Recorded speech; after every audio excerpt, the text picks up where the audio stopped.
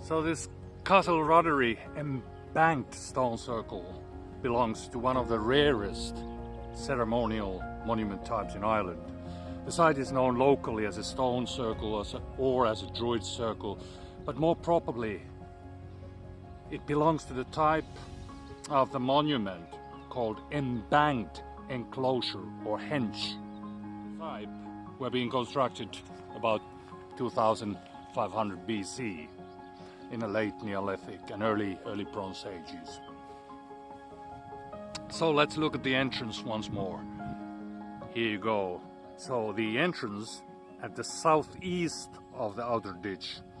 So it's made out of two massive quartz boulders, and it's believed that they have this kind of astronomical significance since they're facing east and to the highest peak of the Wicklow Mountains, which is behind those fir trees. It would have been visible obviously at the time when they practiced their spirituality here thousands of years ago. Now we are just in the middle of the agricultural land here standing. Alright folks, there is Lugnagia, the highest peak of the Wicklow Mountains. And it's no coincidence it's there, because it's right positioned to this very special place where I'm standing at the moment. It's positioned that early mornings, certain times of the year when the sun rises from the east, this opening here between these two enormous quartz stones or rocks is the place where you enter the holy sacred circle. So I'm in Castleruddery Stone Circle, one of the most famous ones here in Ireland.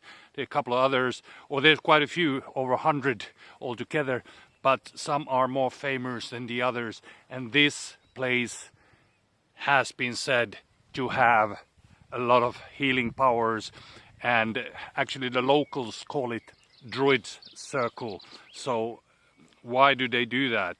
Well, partly because Druids still exist in Ireland.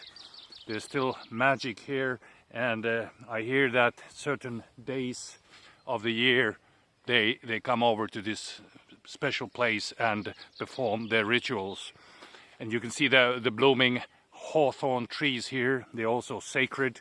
There's a lot of rules and regulations about trees in the old Irish Brethren law, which you have to follow. The punishments for hurting trees are extremely severe. So the trees play a key role in the spirituality of the old. But this place has something really special, and of course in the modern days it's in the middle of the agricultural land here. You have there in the distance, you might even see there are cows and there's sheep, all types of sort of agricultural activity here.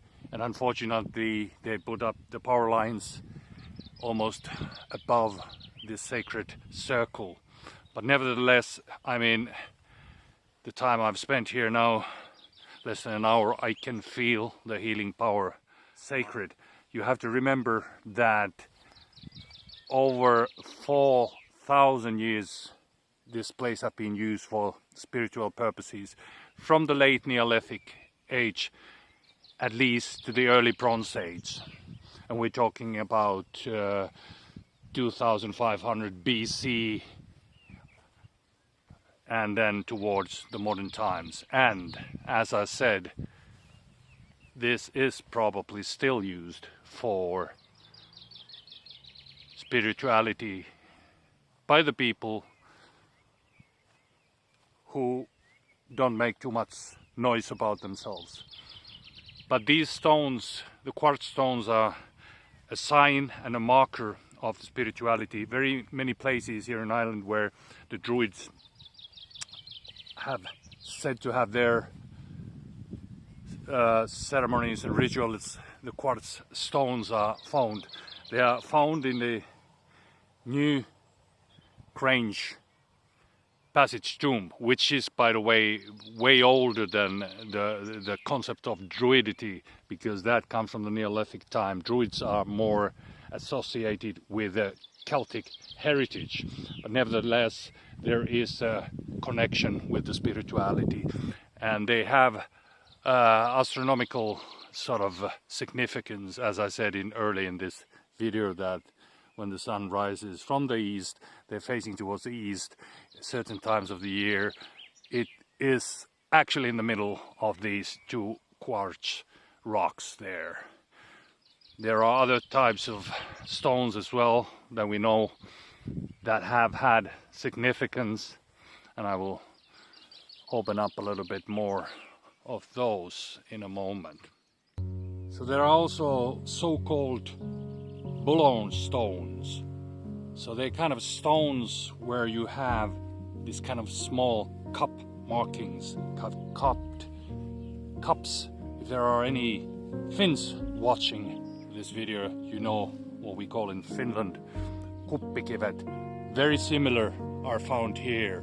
So it's believed locally that there's been tradition that they were created to hold rainwater at this sacred site, which then was collected and used for healing purposes.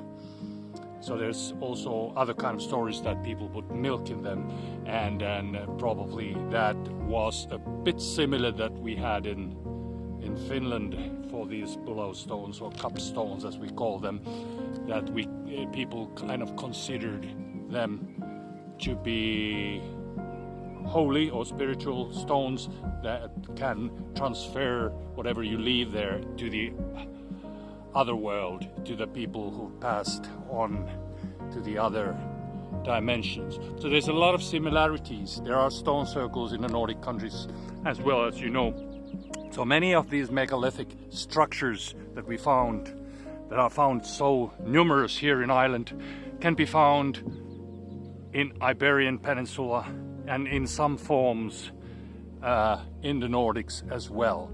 So that kind of sort of strengthens the assumption that the people from the Neolithic times who were building these megalithic structures were somehow related. These early Europeans, they had so many cultural similarities, and that's kind of cool. I've been in quite a few dolmens in Spain and passage tombs here in Ireland, and seen stone circles in the Nordics, and every time I visit these places I have a feeling that these people were the same people. They were more maybe even culturally related than the present-day Europeans, even though we still share pre-Christian, our pre-Christian religions share so many commonalities, from the Finnish Kalevala to the Eddas and to the Celtic and Irish ancient epic customs and texts. But this is truly a magnificent place.